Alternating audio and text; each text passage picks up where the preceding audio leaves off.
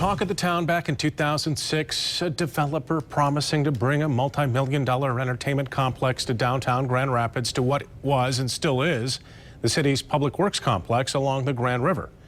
The deal never panned out, but the city was always looking for a new plan. 24-Hour News 8's Joe LaFurgey live now with an idea that's been proposed for 201 Market. Joe? Yeah, Brian, as you said, a decade after the controversial mystery project was first discussed, the city is looking out and reaching out to developers for a more sensible plan. City Hall calling on developers with a vision, and this time the means to back up that vision with money and resources to turn the city public works yard into a place where people can live and play. Her Honor, the mayor says she wants to see a creative, mixed-use, mixed-income development that builds on the natural asset, the Grand River, on that site. There's been a lot of people talk about this amazing site that is on the river. You know, it's a huge site. But there are some sins of the past the city needs to overcome.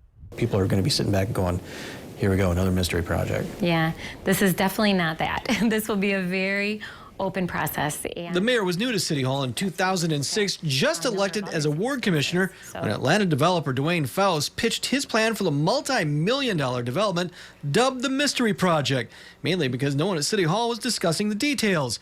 It seemed too good to be true, and it was. It all fell apart. City leaders eventually admitted their mistakes when it came to transparency.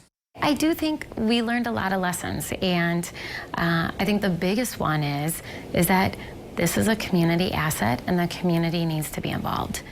As long as we communicate well, share information, make sure everything is open and transparent, my hope is that the community will get behind it.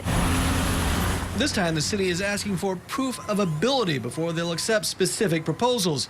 Those requests for qualifications are due at the end of March. Dwayne Faust need not apply? I don't know him, but I would. I'm not sure how I would respond if there was something with his name on it. I probably wouldn't be too welcomed here.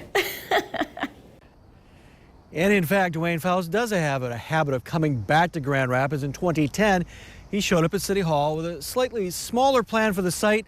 City commissioners decided right then and there the numbers just didn't add up.